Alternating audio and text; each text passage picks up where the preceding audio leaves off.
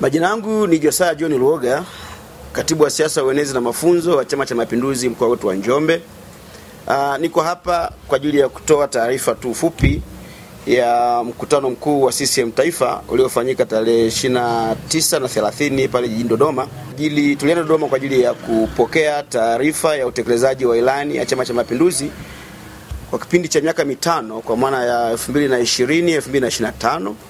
Lakini pia tulifanya marekebisho madogo kwenye katiba yetu ya Chama cha Mapinduzi kuelekea uchaguzi. Kuna baadhi ya vifungu tulifanya marekebisho kwa mujibu wa utaratibu wa chama chetu. Lakini tatu, tulienda kwa ajili ya kupokea ilani mpya ya Chama cha Mapinduzi, ilani ya uchaguzi ya 2025-2030 ambayo tunategemea Daktari Samia Suluhu Hassan kama mgombea urais na mgombea mwenza Daktari Balozi Emmanuel Nchimbi watapita ya nchi nzima kwa ajili ya kuinadi ilani hii ya uchaguzi kwa kipindi cha miaka mingine mitano.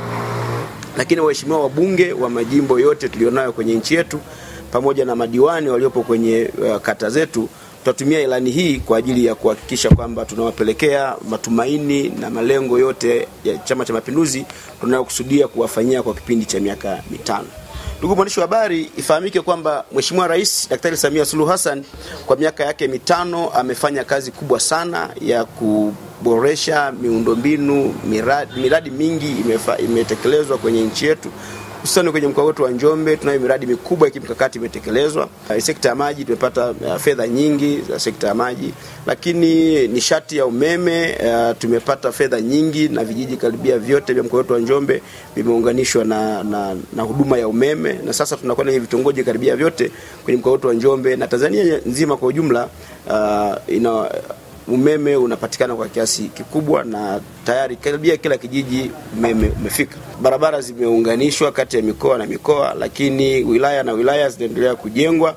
Kwa mfano barabara ya kutoka Njombe, wilaya ya Njombe kwenda wilaya ya Makete imekamilika kwa 100%, lakini barabara ya kutoka Njombe kuelekea Ludewa kwa mkoa wetu wa Njombe kipande cha kilomita 50 kilichojengwa kwa gharama kubwa zaidi ya bilioni 180. Kipande kilichojengwa kwa gharama kubwa, barabara ghali zaidi Tanzania ni barabara ya Zege, kimekamilika. Lakini bado kipande kingine cha kilomita 50 cha kutoka Itoni mpaka Lusitu, Mheshimiwa Rais ameshatenga budget na mkandarasi yuko site na kinaendelea kukamilishwa mpaka sasa, na kwenye ilani mpya tayari imeshaingizwa kama ni barabara ya kimkakati.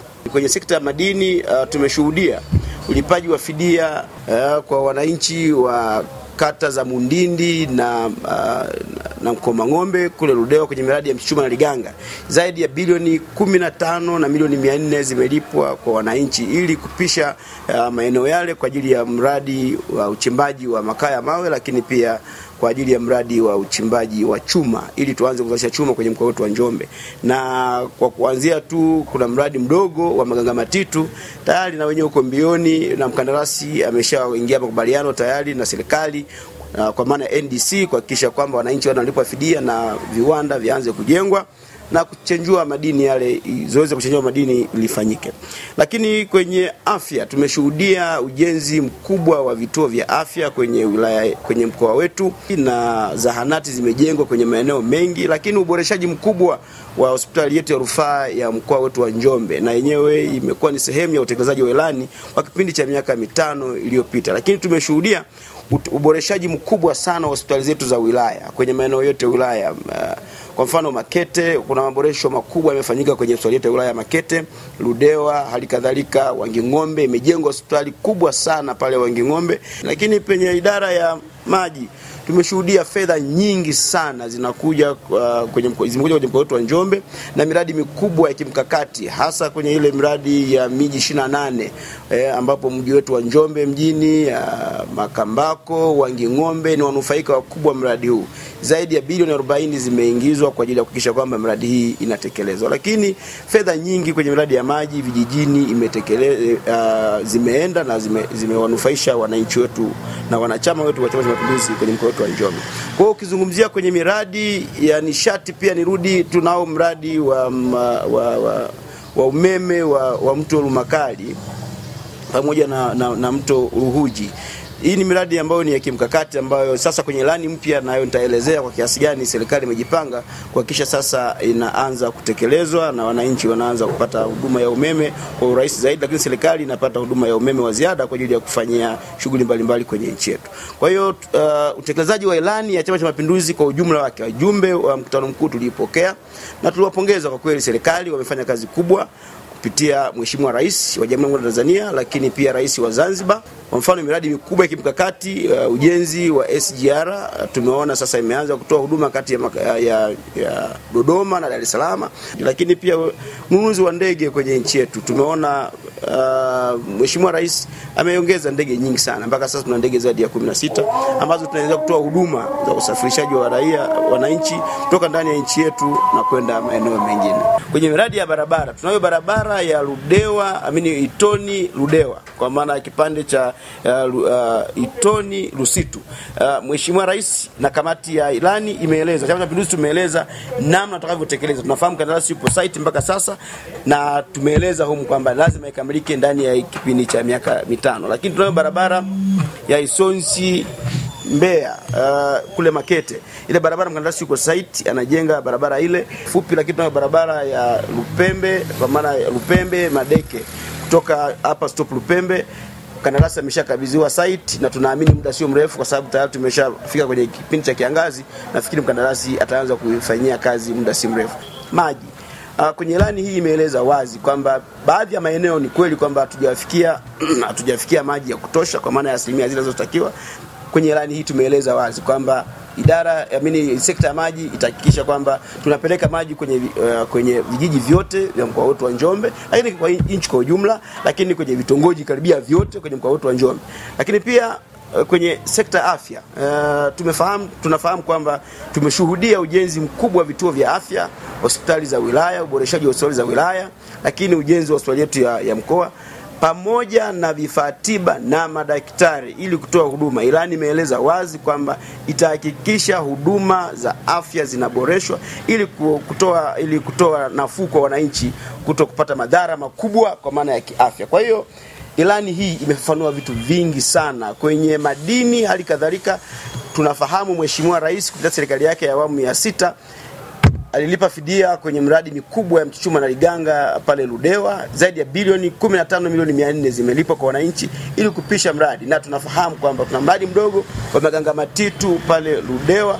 Imeelezwa wazi kwenye ilani kwamba itakwenda sasa kumachua kuhakikisha kwamba ianze kutoa matokeo kwa wananchi, na wananchi wale wa Ludewa waliolipwa fidia tayari wameshayapisha maeneo ya miradi, tayari wanaendelea na shughuli zao maeneo mengine kwa mujibu wa taratibu na sheria zetu, ili maeneo yao yawe wazi kwa ajili ya uwekezaji. Na taratibu za uwekezaji, kwa maana shirika letu la uwekezaji taifa kwa maana NDC wanafanya kazi kubwa sana kuingia mikataba na mataifa mbalimbali ili kuhakikisha kwamba ile eneo linapata uwekezaji madhubuti wenye kutia tija kwenye maendeleo ya nchi yetu. Na tunafahamu kwamba miradi ya Mchuchuma na Liganga ni game changer ya uchumi wa mkoa wa Njombe, lakini ni game changer ya uchumi wa taifa letu. Tunafahamu kwamba tunayo ile utaratibu wa serikali kupitia serikali za mitaa. Halmashauri zetu zina 10% za mikopo kwa vijana, 4%, kwa wanawake 4%, na watu wenye ulemavu 4%. Ilani hii imefafanua wazi kwamba mikopo itaendelea kutolewa na inawapa motisha vijana waendelee kutafuta namna ya kujiajiri, kwa sababu fedha hizi zipo, wanaweza kuchukua halmashauri na wakazitumia kwa ajili ya kufanya maendeleo ili kujiingizia vipato kwa wananchi. Chama cha Mapinduzi kupitia vitabu hivi, kupitia kanuni za uteuzi, zinaeleza wazi aina gani ya wanachama wanaotakiwa kuteuliwa. Kwanza, wawe ni wanachama waadilifu. Pili, wawe ni wanachama wa kweli. Lakini 3, wawe ni wanachama wasiotiliwa mashaka yoyote. Na 4, wawe ni wanachama wanaokubalika kwa wananchi. Sio wao wanajikubali kwa wananchi. Tunahitaji wanachama wanaokubalika kwa wananchi. Maana yake ni nini? Mheshimiwa Rais amesema na mwenyekiti wetu wa CCM Taifa amesema, vikao vitakavyokaa kwa ajili ya kufanya uteuzi na mapendekezo, tujitahidi sana kufuata kanuni za uteuzi, lakini kufuata maadili ya chama chetu. Kimsingi tunao wanachama ambao wanaamini wanakubalika, lakini kubalika kwao wanajitengenezea wao. Na ndio maana tunakemea kila wakati. Tunao wanachama wanapita huko mitaani kutengeneza kufahamika, kutengeneza kukubalika kwa wanachama wenzao. Hapana. Mwenyekiti ameshatoa maelekezo. Sisi kama chama tuna vyombo mbalimbali vinavyotumika kufuatilia na kujua mienendo ya wanachama mmoja mmoja, hasa wale wanaotia nia kupitia chama chetu. Kwa hiyo tunaamini kwamba tutawapata wagombea wazuri ambao wanakubalika na wananchi, na hii nitoe tu maelekezo kwa viongozi wangu wa ngazi za chini, kwa maana wilaya, kwa maana watakapokuwa wanafanya mapendekezo kwa madiwani. Tunahitaji madiwani ambao wenye uwezo wa kupeleka halmashauri zetu kwenye ngazi za kimaendeleo, kwenye hatua za kimaendeleo nzuri zaidi. Tusingependa kuwapeleka madiwani ambao hawana uwezo wa kujenga hoja za maendeleo kwenye kata zao au kwenye halmashauri zao. Kwa hiyo tuwaombe vikao vyao vifanye uteuzi kwa umakini sana, ili kuhakikisha kwamba tunapata tunakubalika na wenye uwezo wa kuziimarisha halmashauri zetu. Kwa halikadhalika kwa wabunge, tungetamani tupate wabunge ambao wana uwezo wa kuisemea vizuri Njombe na kuleta maendeleo ya majimbo yote. Lakini tunakoelekea uchaguzi, ilani hii watakabidhiwa waheshimiwa madiwani na watakabidhiwa waheshimiwa wabunge, na itafafanuliwa vizuri sana kwenye mikutano yetu ya hadhara. Na mimi nategemea sasa siku zijazo tutengeneze mfumo wa kufafanua kipengele kimoja baada ya kingine kupitia vipindi maalum, ili wananchi wa mkoa wetu wa Njombe wajue wanaguswa wapi kwenye ilani ya uchaguzi ya 2025-2030, ili tunapokwenda kwenye zoezi la uchaguzi mwezi Oktoba 2025, wananchi wa mkoa wa Njombe na Tanzania kwa ujumla wafahamu vipaumbele vya Chama cha Mapinduzi, dira na mwelekeo wa Chama cha Mapinduzi, lakini ahadi zilizothabiti za Chama cha Mapinduzi na matumaini makubwa yaliyowekwa kwenye ilani ya uchaguzi kuelekea uchaguzi mkuu 2025. Kwa hiyo kupitia ilani hii, ilani ya Chama cha Mapinduzi, Chama cha Mapinduzi mkoa wa Njombe, kufuatana na ratiba yetu ya uteuzi wa wagombea watakaopitia chama chetu, tayari tumeshatoa ratiba. Hii inafafanua siku na kazi zitakazofanywa kuanzia tarehe 28 mwezi wa 6 mpaka itakapofika tarehe 25 mwezi wa 8. Inaeleza wazi ratiba nzima ya zoezi la upatikanaji wa wagombea. Ni waombe wanachama wa Chama cha Mapinduzi mkoa wetu wa Njombe, tujiandae sasa kwa ajili ya kwenda kuwapata viongozi wanaotokana na Chama cha Mapinduzi, ambao watakuwa wamezingatia kanuni za uteuzi za wagombea, lakini watakuwa wamezingatia kanuni za uongozi na maadili ya CCM, lakini ambao watakuwa wamezingatia kanuni za uchaguzi wa Chama cha Mapinduzi.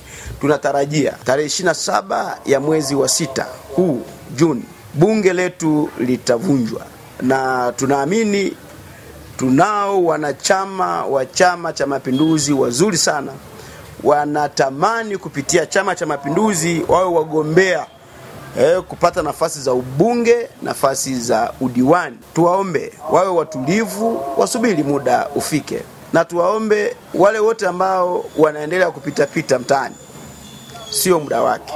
Tutaweka uwanja sawa.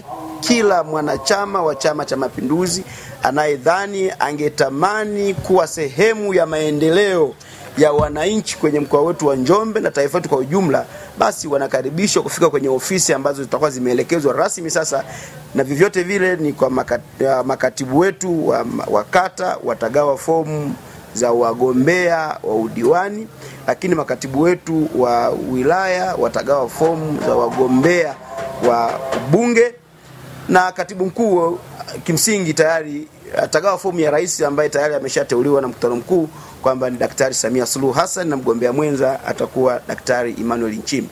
Kwa hiyo tuwaombe wanachama wa Chama cha Mapinduzi, wakati huu tunapoelekea uchaguzi, tuendelee kupendana, tuendelee kushikana, umoja wetu uendelee kuonekana, ili tuendelee kuwa wamoja mpaka zoezi hili litakapoisha. Na utaratibu wa upigaji kura utaelezwa siku zinavyozidi kwenda, na tutakuja tufanye press hapa tuzungumze utaratibu wa upigaji kura utakuwaje. Asante sana.